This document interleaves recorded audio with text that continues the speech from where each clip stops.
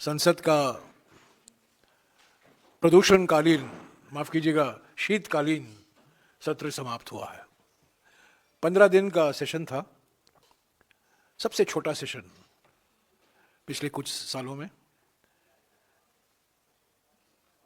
हर साल जब winter session होता है, शीतकालीन सेशन होता है, वो 21 से 28 दिन तक चलता है। इस बार सिर्फ 15 दिन के लिए बुलाया गया था और 30 नवंबर इसकी शुरुआत पहली तारीख को हुई, दिसंबर पहले को हुई और आज 19 है। 30 नवंबर 2025 को रक्षा मंत्री राजनाथ सिंह जी की अध्यक्षता में जो एक औपचारिकता है, हर सेशन के पहले सर्वदलीय बैठक बुलाई जाती है, उसकी अध्यक्षता राजनाथ सिंह जी करते हैं। Leader of the house Rajya Sabha में नड्डा साहब भी बैठे हुए हैं, संसदीय कार्य मंत्री किरण रिजिजू बैठते हैं और एक दो और मंत्री बैठते हैं। और उस सर्वदलीय बैठक में विपक्ष की ओर से क्या मुद्दे हम उठाना चाहते हैं उसका हम जिक्र करते हैं और सरकार की ओर से जो विधेयक वो लाना चाहते हैं और पारित करना चाहते हैं उसकी जानकारी हमें देते हैं। तो इसी के अनुसार 30 नवंबर को हमें कहा गया कि 14 विधेयक पेश होंगे इस सेशन में। इस 14 में से 2 औपचारिकता है, फॉर्मेलिटी है, मणिपुर को लेकर और सप्लीमेंट्री डिमांड्स फॉर ग्रांट्स को लेकर। तो कुल मिलाकर 12 विधेयक की जानकारी हमें दी गई थी। उसमें से 5 आए ही नहीं इस सत्र में।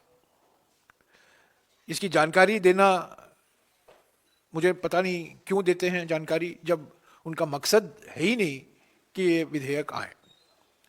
मैंने 30 तारीख को राजनाथ सिंह जी से कहा था कि राजनाथ सिंह जी, ये तो औपचारिकता है जो आप हर सेशन के पहले निभाते हैं, पर हमारा अनुभव ये रहा है कि हर सेशन के समाप्ति के पहले आप कोई ब्रह्मोस मिसाइल छोड़ते हैं। तो इस सेशन में आप कौन सा ब्रह्मोस मिसाइल निकालेंगे, उसकी जानकारी हमें थोड़ा दे दीजिए। वो हंसे, उनको जानकारी नहीं हुई होगी देन तब। तो ऐसा ही हुआ जैसा कि मैंने संकेत दिया था राजनाथ सिंह जी को, ऐसा ही हुआ। और एक विधेयक जो पारित हुआ दोनों सदनों में बड़े हंगामा के बीच में, वो आखिरी 2 दिन में लोकसभा और राज्यसभा में पेश किया गया। 2 ऐसे विधेयक हैं जिसकी मांग विपक्ष ने की थी कि इसको कमेटी में भेजा जाए, और हमारी छोटी सी उपलब्धि है कि ये 2 बिल, एक सिक्योरिटीज बिल और दूसरा जो हायर एजुकेशन कमीशन बिल है, वो समिति को भेजे गए हैं। इस सेशन की शुरुआत हुई और सरकार की ओर से जो वक्ता बोले, ये सेशन की शुरुआत गुरुदेव रविंद्रनाथ टैगोर के उपमान से शुरुआत हुई। सारा वंदे मातरम जो डिबेट था, जो बहस थी, जवाहरलाल नेहरू को बदनाम करना, इतिहास को तोड़ मरोड़ कर संसद में पेश करना सरकार की ओर से, और कुल मिलाकर यही निकला कि रविंद्रनाथ टैगोर का अपमान हुआ, जिन्हीं के सिफारिशों के आधार पर अक्टूबर 28, 1937 को कोलकाता की CWC की बैठक में यह तय हुआ कि वंदे मातरम राष्ट्रीय गान के रूप में स्वीकार किया जाएगा, राष्ट्रीय गान होगा और उसके जो पहले पंक्तियां हैं वो राष्ट्रीय गान बनेंगे। ये रविंद्रनाथ टैगोर, गुरुदेव रविंद्रनाथ टैगोर के सलाह के आधार पर ही किया गया था। वो भूल गए तो अपमान किया रविंद्रनाथ टैगोर का। बीच में जो हर सेशन में होता है, भारत के पहले प्रधानमंत्री का अपमान किया जाता है, बदनाम किया जाता है, और इस सेशन की समाप्ति महात्मा गांधी के अपमान से हुआ है। तो शुरुआत रविंद्रनाथ टैगोर के अपमान से, बीच में पंडित जवाहरलाल नेहरू की अपमान और अंत में महात्मा गांधी का अपमान। तो प्रधानमंत्री की रणनीति बिल्कुल साफ थी। इन तीन हमारे 20वीं शताब्दी के बड़े बड़े महानुभाव जो आधुनिक भारत के स्थापक हैं, गुरुदेव रविंद्रनाथ टैगोर, महात्मा गांधी और जवाहरलाल नेहरू का बदनाम और अपमान किया है। किस वातावरण में यह सेशन चला?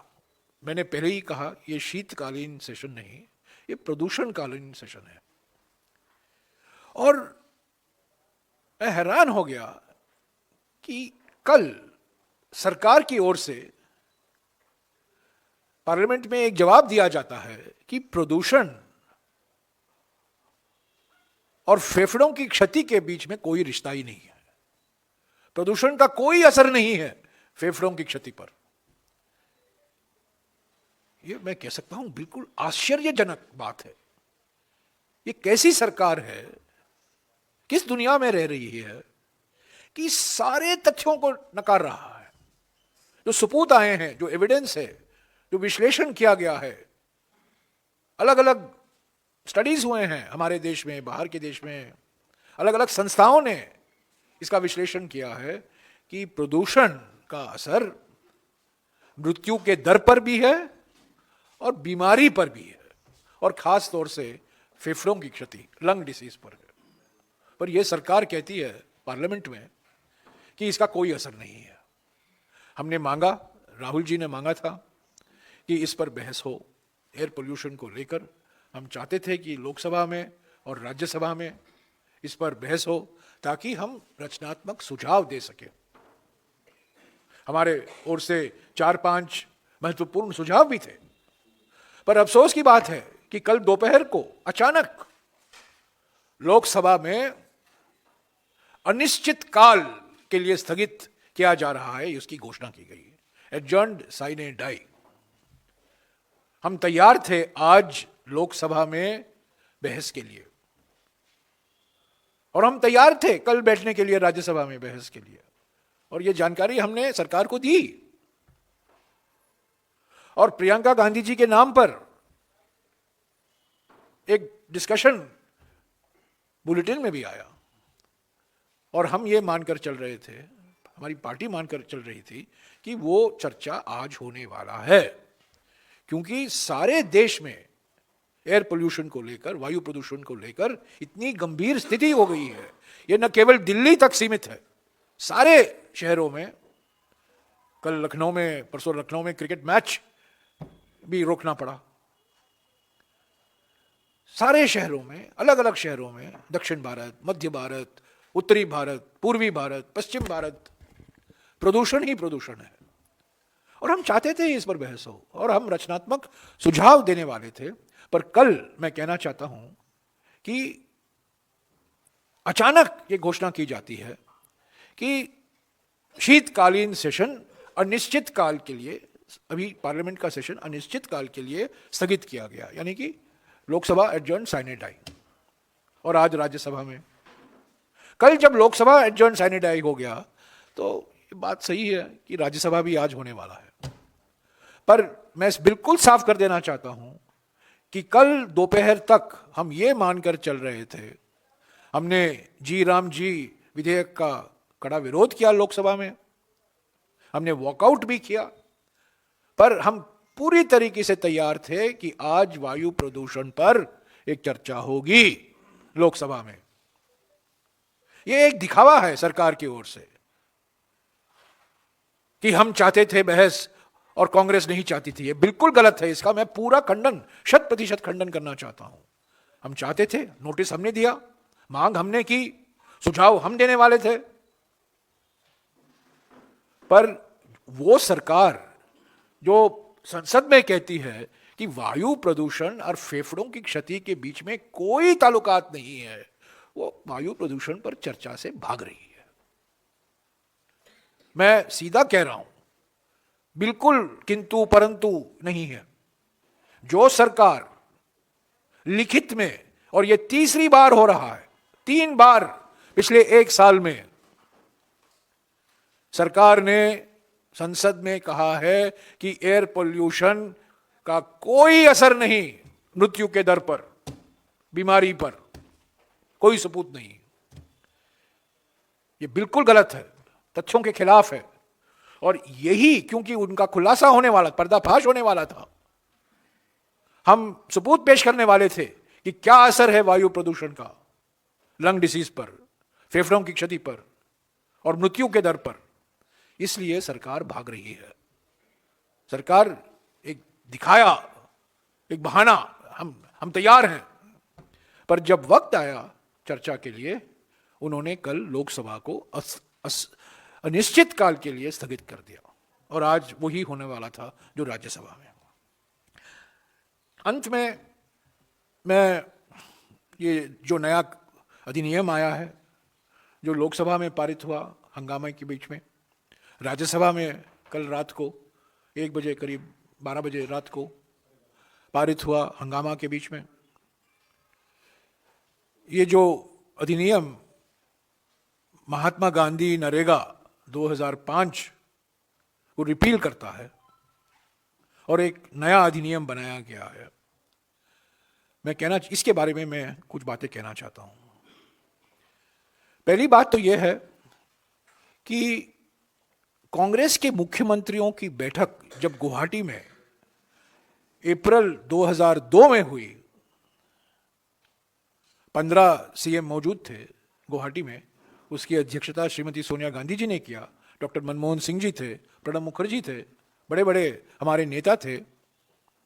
और उस गुवाहाटी के बैठक में अप्रैल 2002, उस गुवाहाटी के बैठक में पहली बार हमारे प्रस्ताव में ये लिखा गया, गुवाहाटी रेजोल्यूशन में, कि सरकार को, केंद्र सरकार को रूरल एम्प्लॉयमेंट गारंटी एक्ट लाना चाहिए।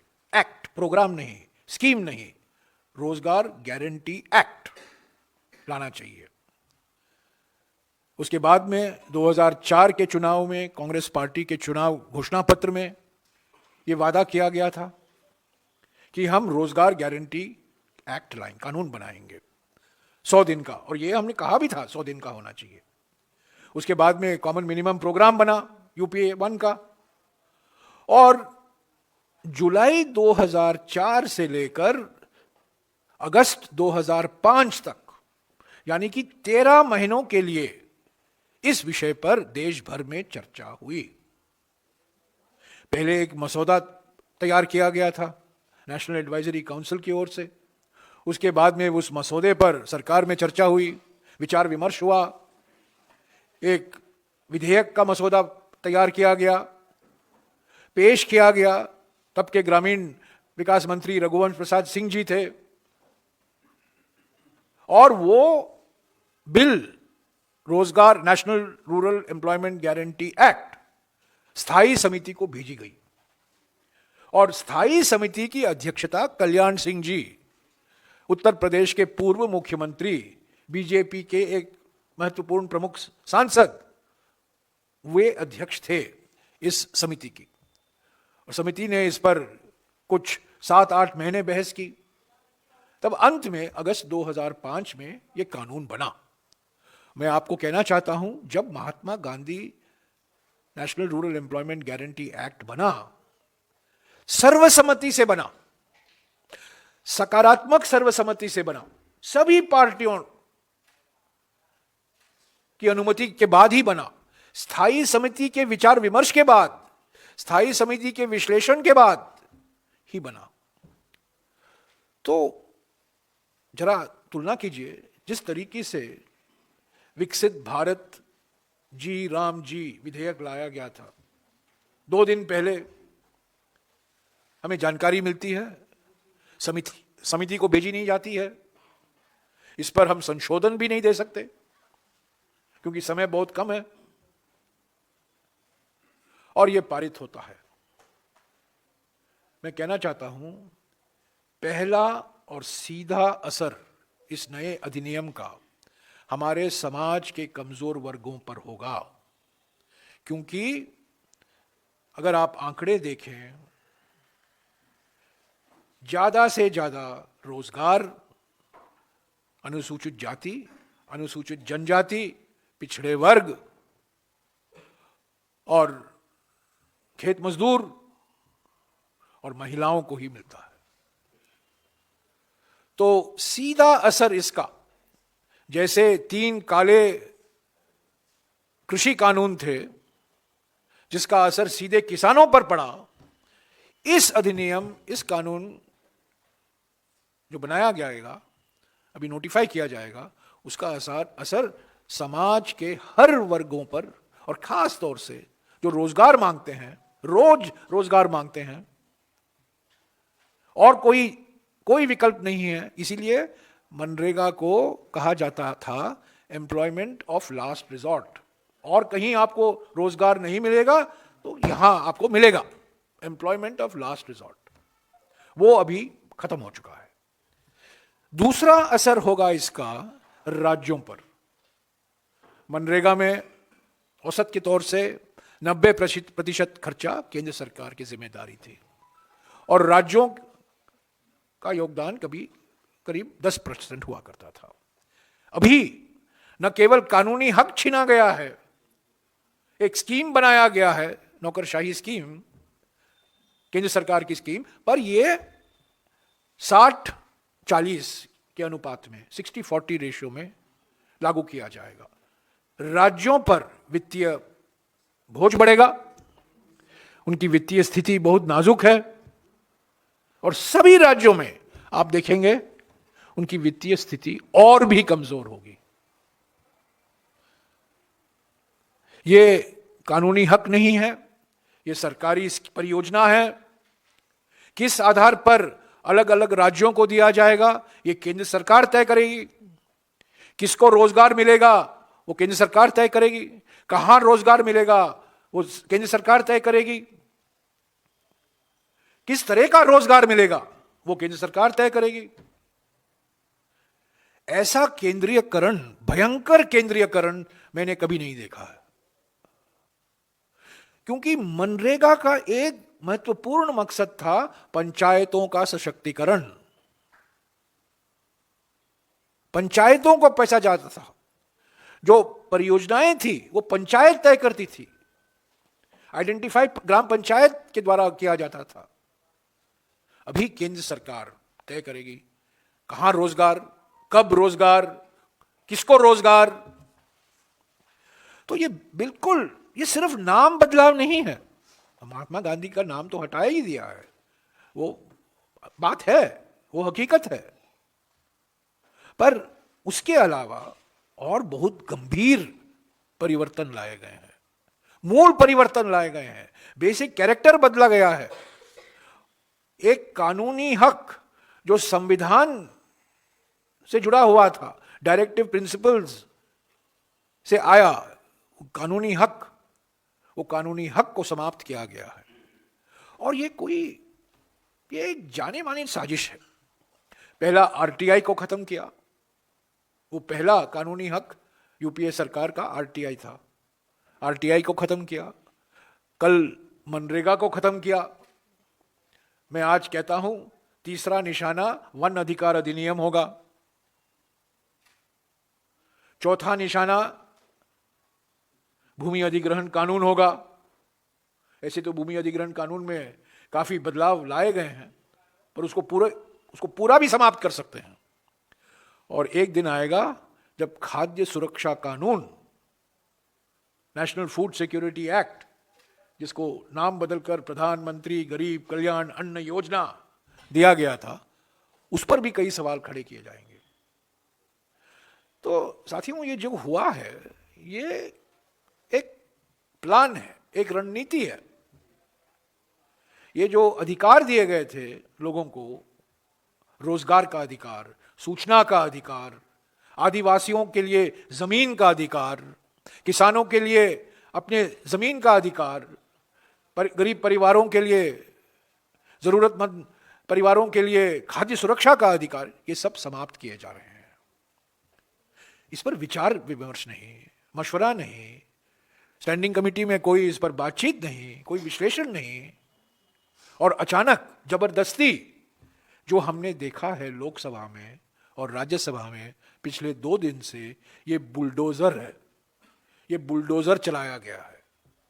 मनरेगा में बुलडोजर चलाना, उस पर रोक लगाई गई है क्योंकि मनरेगा रोजगार का कार्यक्रम है, पर इन्होंने बुलडोजर चलाया है संसद में। पहले लोकसभा में चलाया, बाद में राज्यसभा में चलाया।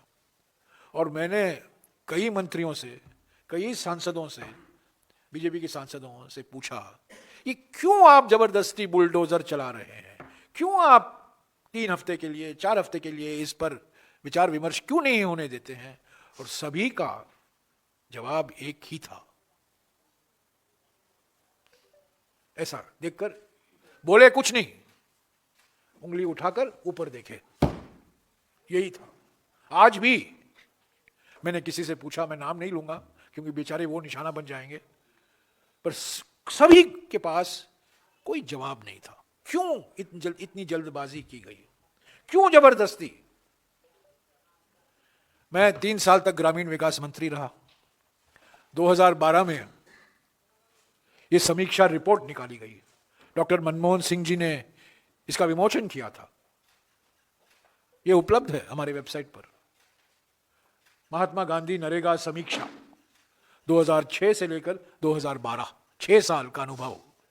महात्मा नरेगा का क्या असर है, इसमें क्या बदलाव लाने चाहिए, क्या परिवर्तन होने चाहिए, इसमें जिक्र किया गया, इस पर विचार विमर्श हुआ। इसके आधार पर मनरेगा 2.0 बना। कुछ लोगों को याद होगा मनरेगा 2.0 की घोषणा की गई।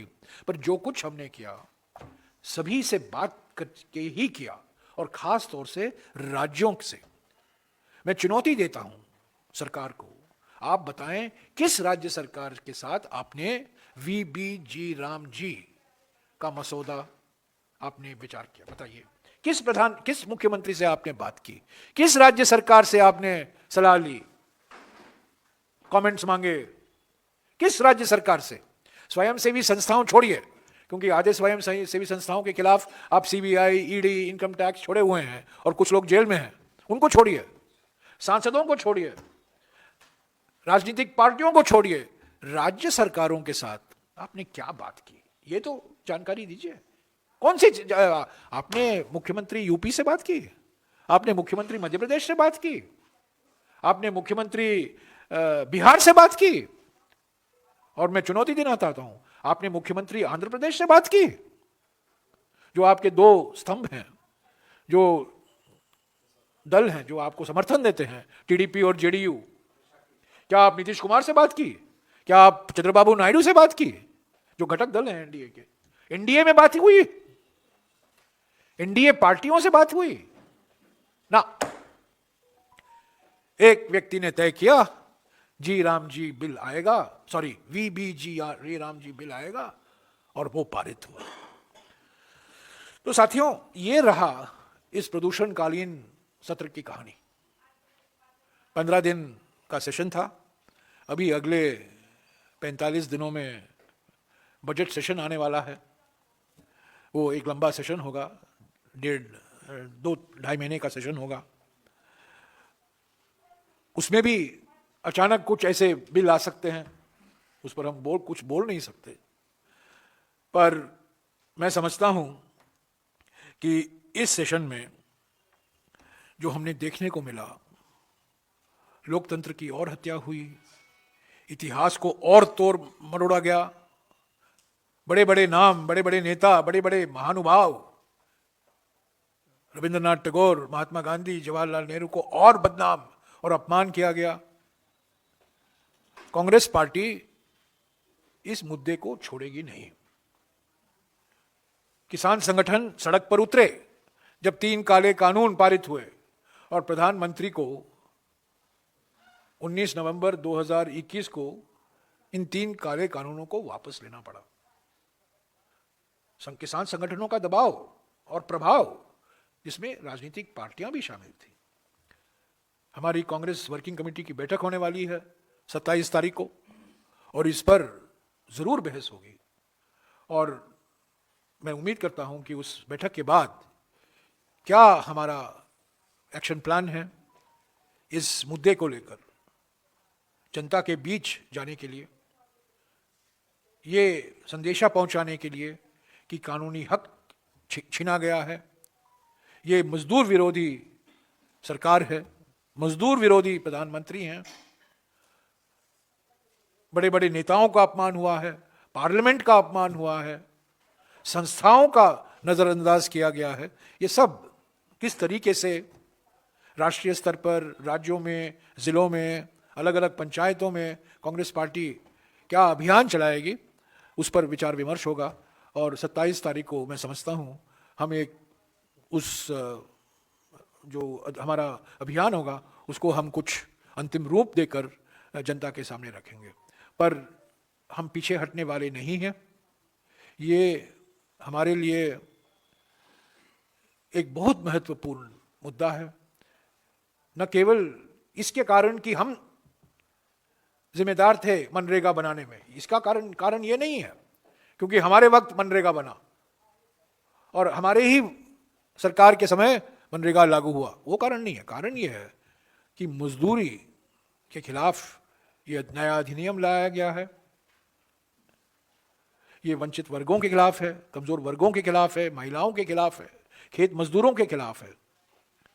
और हमारे जो वक्ता थे कल, खास तौर से मुकुल वासनिक, रणदीप सुरजेवाला, हमारे एलओपी, तीनों ने काफ़ी विस्तार से अपनी बात रखी और ये कहा किन किन कारणों की वजह से हम समझते हैं कि जो नया अधिनियम लाया गया है न केवल राष्ट्रपिता का अपमान है, पर इसके प्रावधान बड़े खतरनाक साबित होंगे लोगों के लिए, मजदूरों के लिए, राज्य सरकारों के लिए।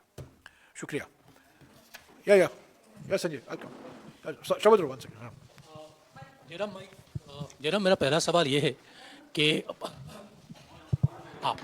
है कि आपने मनरेगा को हटाने की जो बात की है ड्यूरिंग कोविड, खास करके between 2020 to 2022, we have seen the two UPA era schemes, the Manrega and the Food Security Act was the lifeline for millions of rural Indians during the pandemic period.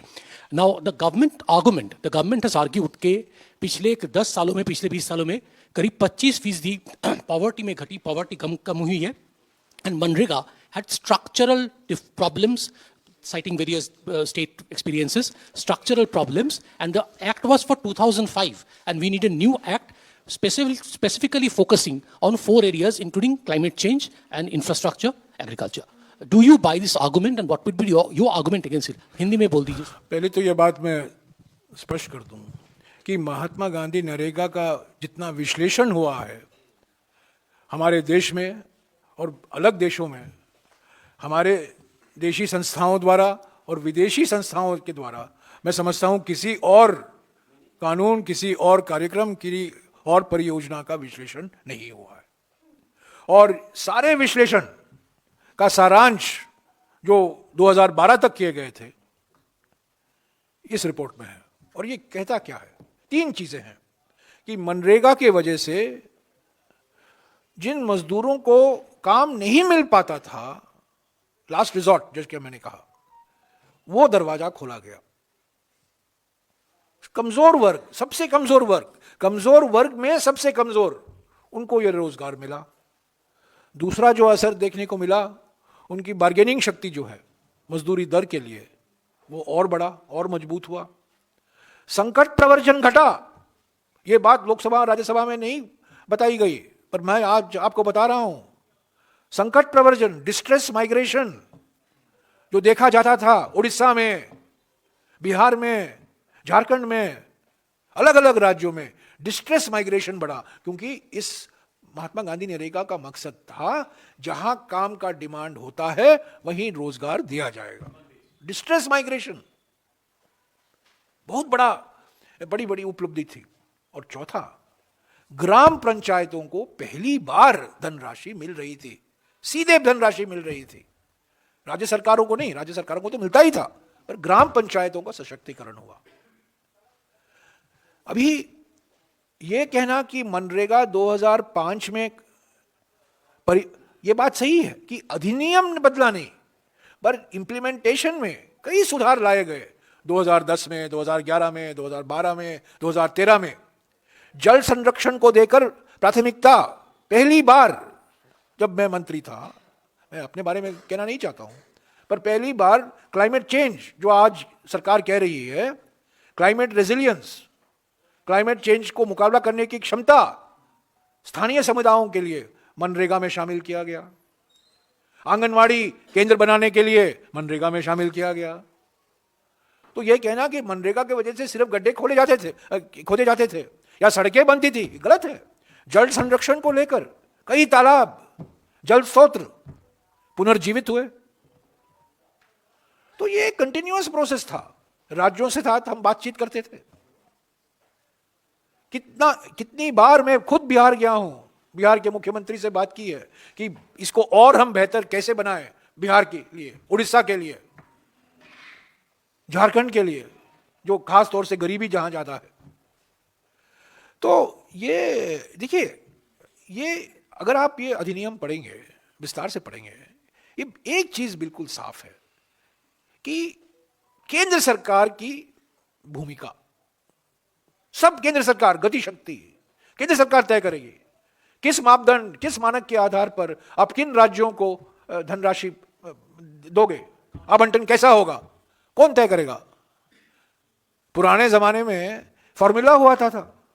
पुराने जमाने में 2014 के पहले Gadgil formula हुआ करता था। बाद में वो गाडगिल फॉर्मूला गाडगिल मुखर्जी फॉर्मूला बना, प्रणब मुखर्जी के नाम पर। एक फॉर्मूला था ना, पारदर्शिता थी, सब लोग जानते थे। पर अब सरकार तय करेगी। कांग्रेस की सरकार है, पैसा नहीं देंगे। आज हम देख रहे हैं पश्चिम बंगाल में, क्योंकि बीजेपी की सरकार नहीं है, मनरेगा रोक दिया गया था पिछले 3 साल से। तो मनमानी, अपनी मर्जी, क्या फॉर्मूला है आप बताते क्यों नहीं है? मंत्री ने उसका तो जवाब नहीं दिया। मानक क्या होंगे? एलोकेशन होगा, एलोकेशन होगा। अच्छा, एक बात इस पर ज्यादा टिप्पणी नहीं हुई है, सभी लोगों ने सिर्फ राज्यों के स्तर पर एलोकेशन की बात की है, पर यहां तो लिखा हुआ है पंचायत के स्तर भी हो आप तय करोगे। और यही तो दिग्विजय सिंह जी कल बता रहे थे राज्यसभा में कि न केवल आप राज्यों को तय करोगे कितना पैसा मिलेगा, पर आप यहां बैठकर तय करोगे हमारे देश के जो 2.5 लाख ग्राम पंचायत हैं, किस पंचायत को कितना पैसा मिलेगा और वो कैसे इस्तेमाल कर सकते हैं। ये भयंकर केंद्रीकरण है, केंद्रीयकरण भयंकर, सबसे बड़ा भयंकर केंद्रीकरण किसी अधिनियम के द्वारा नहीं देखा गया है, मैं समझता हूं, पिछले कई दशकों में। तो ये बात कहना कि हम परिवर्तन लाए 2000, जब कानून बना 2005 में, अनुभव के आधार पर, एक्सपीरियंस के आधार पर, और मैं आपका इसका प्रमाण दे रहा हूं। मनरेगा 2 आया, हमेशा हम परिवर्तन करते गए, पर हमने ढांचा बदला नहीं, कानूनी हक रहा। ये बात याद रखिए, कानूनी हक रहा, डिमांड ड्रिवन प्रोग्राम रहा, कोई एलोकेशन नहीं हुआ। आप देख रहे हैं कि पिछले 4 साल से कोशिश की जा रही है कि हम डिमांड को कैसे घटाएं। बायोमेट्रिक, आधार, फेशियल रिकॉग्निशन, ये आधुनिक टेक्नोलॉजी का इस्तेमाल करना जरूरी है। हमारे समय में भी जब कोई तालाब रिस्टोर किया जाता था, उसकी फोटो अपलोड करने की जरूरत पड़ती थी। जब कोई सड़क बनता था, उस फोटो अपलोड करना अनिवार्य था।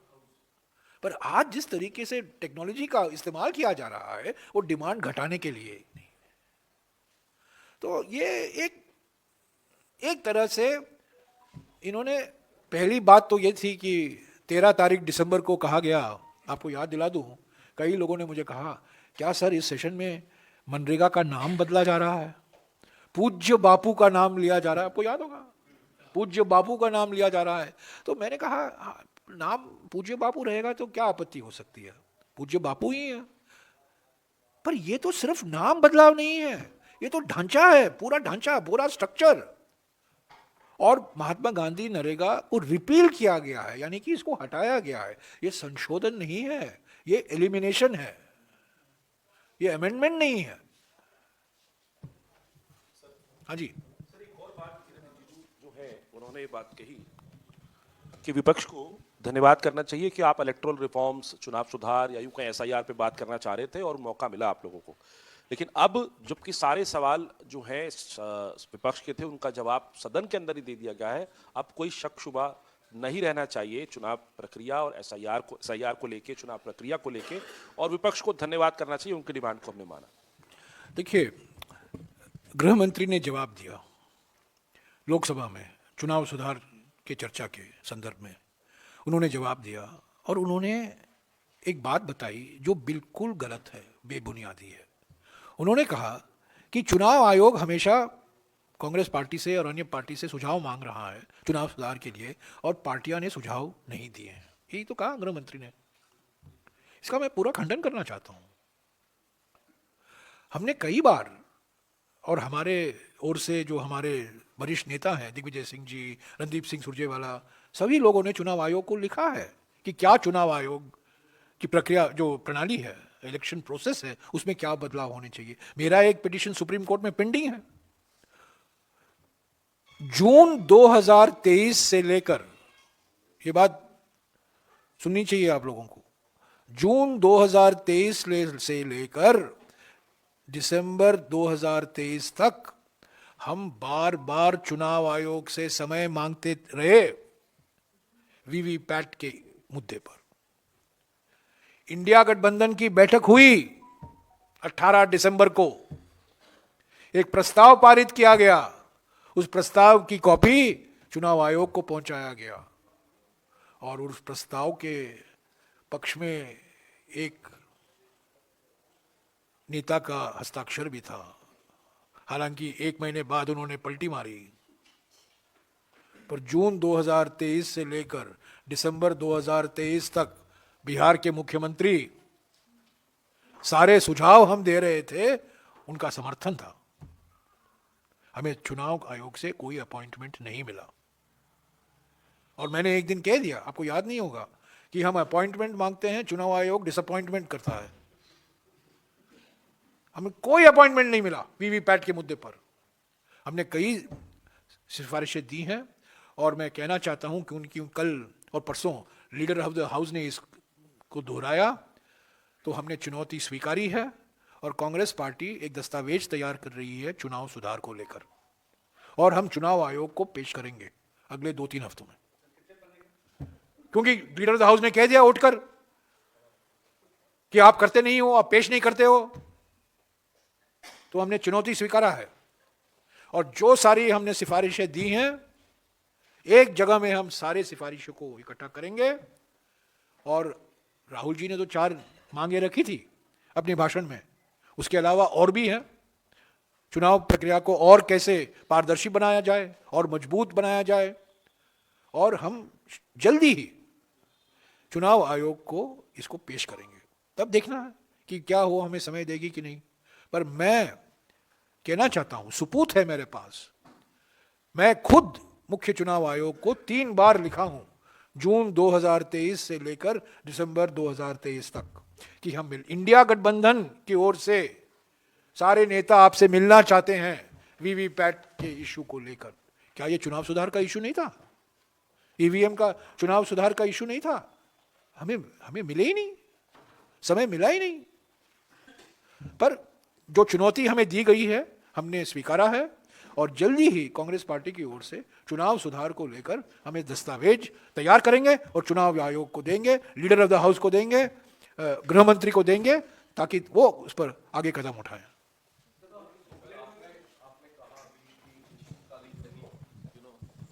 प्रदूषणकारी सत्र है, but how would you describe this entire session in a single line and on the governments please on this rural employment scheme? प्रदूषण बाहर, प्रदूषण अंदर, इसीलिए मैंने कहा प्रदूषणकालीन सेशन है ये। प्रदूषण बाहर और प्रदूषण भी अंदर, क्योंकि जिस तरीके से वंदे मातरम डिबेट में इतिहास को तोड़ मरोड़ा करके पेश किया गया, जिस तरीके से बुलडोजर चलाया गया परमाणु ऊर्जा बिल को लेकर और मनरेगा को खत्म करने के बिल को लेकर, दोनों बिल, हालांकि उस पर बहस हुई, न्यूक्लियर बिल पर भी बहस हुई, और सरकार ने कह दिया, ये जो आपने मुझे सवाल पूछा था, पहले दिन ही सरकार ने कह दिया अचानक कि हम वंदे मातरम पर बहस चाहते हैं। तो हमने कहा अगर आप वंदे मातरम पर बहस चाहते हैं तो हमें चुनाव सुधार पर आप चर्चा कीजिए। तब उन्होंने कहा पहले वंदे मातरम, पहले बाद में चुनाव सुधार। हमने बोला ठीक है, अगर आप मान रहे हैं ठीक है। बाद में कह रहे हैं कि आप एसआईआर पर बात नहीं कर सकते, चुनाव आयोग पर बात नहीं कर सकते। उन्होंने सीमा लगाने की कोशिश की कि किन विषयों हम उठा सकते हैं चुनाव सुधार के संदर्भ में।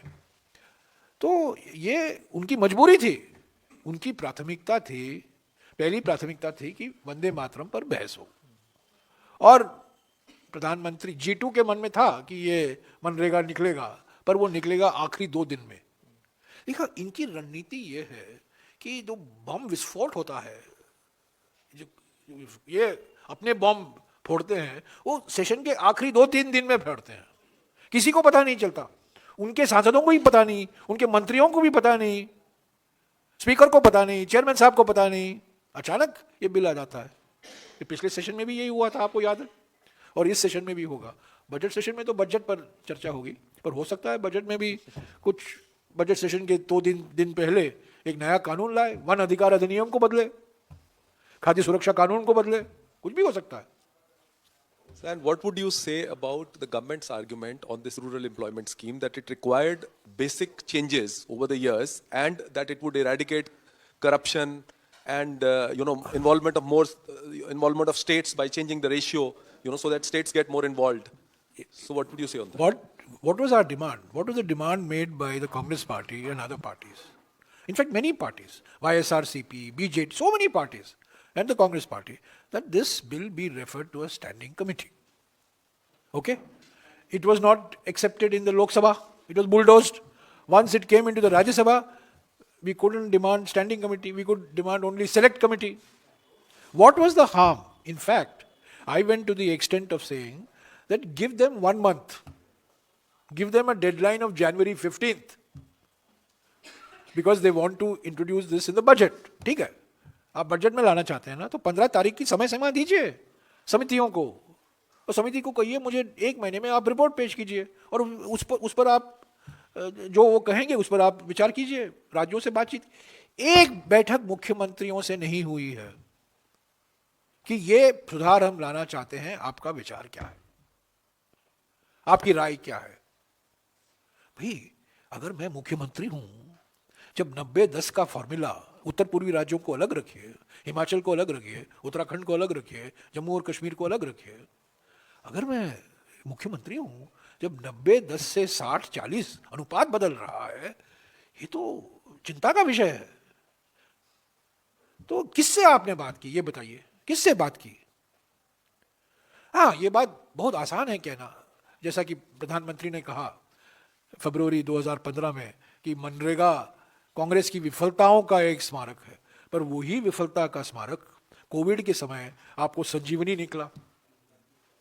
2 ही संजीवनी थे आपके कोविड के समय, खाद्य सुरक्षा कानून और महात्मा गांधी नरेगा, और उसकी आपने कहा ये हमारी विफलताओं का प्रतीक है। और खाद्य सुरक्षा कानून, मैं आपको याद दिलाता हूं, भूलना मत कि मुख्यमंत्री गुजरात ने इसका लिखित में विरोध किया था 2013 में।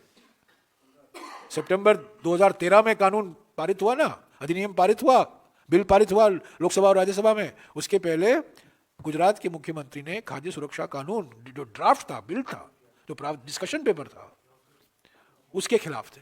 हालांकि अगर आप देखें राष्ट्रीय सुरक्षा कानून में कौन से 4 या 5 प्रमुख राज्य हैं जिसको ज्यादा फायदा पहुंचा है, उसमें गुजरात शामिल है। सर, जयराम सर, तो ये जो मनरेगा की जगह लेने वाला जी राम जी बिल आया है, वीबी जी राम जी बिल आया है, इस पर कल रात में मल्लिकार्जुन खड़गे ने सदन में कहा कि जैसे 3 कृषि कानून वापस किए थे सरकार ने, वैसे ही हम सड़क पर उतरने को तैयार हैं और गोली खाने को तैयार हैं। क्या रोड मैप होगा 27 तारीख को पार्टी का? क्योंकि 27 तारीख को उसी पर चर्चा होगी, उसी पर चर्चा होगी। क्योंकि हमने ये देखा कि पार्टी ज्यादा इंटरेस्ट नेशनल हेराल्ड केस में ले रही है। वेणुगोपाल चिट्ठी जारी करते हैं जीराम जी पर प्रोटेस्ट के लिए, प्रोटेस्ट नेशनल हेराल्ड पे होता है। देखिए, नेशनल हेराल्ड का जो जजमेंट था वो इस बिल के पहले आया, एक दिन बाद 16 तारीख को, या ना नेशनल हेराल्ड का जजमेंट, उसके बाद ही ये बिल आया। तो वो पहले से ही प्रक्रिया शुरू की गई थी पर 27 तारीख को जो खड़गे जी ने, हमारे अध्यक्ष जी ने, एलओपी ने कल रात को राज्यसभा में कहा कि हम तैयार हैं, मुकाबला करेंगे, सड़क पर उतरेंगे, संघर्ष करेंगे, इसको लेकर वो 27 तारीख को इस पर विस्तार से चर्चा होगी और एक एक्शन प्लान तैयार किया जाएगा। ठीक है, और इसी से जुड़ा हुआ एक चीज और है, हाँ, इसी से जुड़ी हुई एक बात और है। आपने बहुत तीखी आलोचना की कि शीतकालीन नहीं, प्रदूषणकालीन सत्र और टैगोर का अपमान, महात्मा गांधी का अपमान, नेहरू का अपमान। लेकिन हमने इंटरेस्टिंगली देखा कि जब सेशन सैनिटाइज हुआ तो शिष्टाचार चाय में शिरकत आप लोगों ने की, दोनों सदनों के स्पीकर, चेयरमैन के शिष्टाचार चाय में आप गए, प्रियंका गांधी स्पीकर के शिष्टाचार में गई, चाय में गई जहां पीएम भी थे, जो कि पहले कुछ सेशन से नहीं हम देखने को मिल रहा था। तो इस बार ऐसा क्या हुआ कि अचानक से आप लोगों का हृदय परिवर्तन हुआ? नहीं, ऐसा नहीं है। आप ऐसा नहीं है, हम हमेशा जाते हैं, हमेशा जाया करते थे, पहले भी गए हैं स्पीकर के जो सेशन के अंत में बीच में कुछ सेशन में नहीं गए सर? 24 मानसून 24 से आप लोग नहीं जा एक रहे दो थे। बार हुआ ऐसा होगा, क्या हुआ कि एक दो बार हुआ होगा। मैं आपको बता दूं कि आज शिष्टाचार के अनुसार, जैसा कि आप कह रहे हैं, शिष्टाचार के अनुसार प्रधानमंत्री को मौजूद होना था चेयरमैन की बैठक में, पर वो प्रधानमंत्री मौजूद नहीं थे। नहीं, स्पीकर वाले में मौजूद थे, चेयरमैन की बैठक में भी मौजूद होते हैं। शिष्टाचार अनुसार वो लोकसभा स्पीकर के बैठक में मौजूद होते हैं और चेयरमैन साहब के बैठक में भी मौजूद होते हैं, पर वो मौजूद नहीं थे। और लीडर ऑफ द हाउस मौजूद थे, संसदीय कार्य मंत्री मौजूद थे और 2-3 मंत्री मौजूद थे और विपक्ष के सारे नेता मौजूद थे और अच्छी बातचीत हुई। और मैंने हमारे चेयरमैन साहब से एक सवाल किया कि मैंने दो चीज़ें कहीं। मैंने उनको कहा, पहली तो ये सेशन के पहले जो सर्वदलीय बैठक बुलाई जाती है, इस पर हमें बहुत आपत्ति हम जता रहे हैं, क्योंकि जिस तरीके से आप इसको लेते हैं, जिस गंभीरता से लेते हैं, और जो लिस्ट किया जाता है वो नहीं आता है, और जो लिस्ट नहीं है उसको आप बुलडोज करते हैं, तो क्या मतलब है इस मीटिंग को लेकर। और दूसरा सवाल जो मैंने किया कि कल या परसों सोमवार को 5 महीने होने वाले हैं हमारे संसदीय इतिहास में, जो पहले कभी नहीं हुआ है, अत्यंत अभूतपूर्व कांड जो घटा ठीक 5 महीने पहले, जब उपराष्ट्रपति को जबरदस्ती इस्तीफा देना पड़ा। तो मैंने सवाल किया चेयरमैन साहब से, ये कैसी शिष्टाचार है, ये कैसी प्रथा है कि आप एक उपराष्ट्रपति जो पूर्व उपराष्ट्रपति बन गए हैं, एक चेयरमैन जो पूर्व चेयरमैन बन चुके हैं, उनको विदाई समारोह नहीं दिया आपने। 5 महीने हो गए, 5 महीने हो गए। उन्होंने ज़्यादा जवाब नहीं दिया, पर यह सवाल बहुत महत्वपूर्ण सवाल है। 5 महीने हो गए और चेयरमैन साहब को अभी तक, पूर्व चेयरमैन साहब को अभी तक फेयरवेल नहीं दिया गया है। ये कभी नहीं हुआ है। Jairam, I have one question. हमारे ओर से नहीं, सांसदों की ओर से, राज्यसभा की ओर से। Jairam, you have already- और मैं याद दिला दूं, वेंकैया नायडू के विदाई समारोह में प्रधानमंत्री मौजूद थे, हामिद अंसारी साहब के अलविदा समारोह में प्रधानमंत्री मौजूद थे। हालांकि उस समारोह में उन्होंने बहुत आपत्तिजनक टिप्पणी की, बट फिर भी वो मौजूद थे। कब सभी ऐसा नहीं हुआ है, पहली बार इस्तीफा जबरदस्ती लिया गया। क्यों लिया गया अभी तक हमें मालूम नहीं, पर ठीक है आपने ले लिया, पर अलविदा क्यों नहीं दिया, उनको विदाई समारोह क्यों नहीं दिया। Jairam, I have one question. हमारी बात, मेरी बात नहीं, चेयरमैन साहब हम मेरे अच्छे मित्र। Jairam, one question.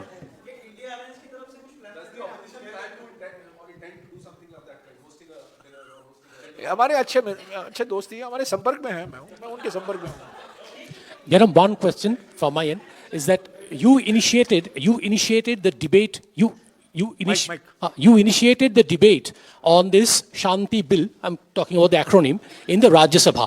Now, just out of curiosity, in the backdrop of the ongoing U.S.-India trade talks, was there any broad agreement between the opposition and the government that this bill has to be passed now? नहीं, ऐसा कुछ नहीं था। हम चाहते थे कि शांति bill भी सेलेक्ट कमेटी, स्टैंडिंग कमेटी को भेजा जाए।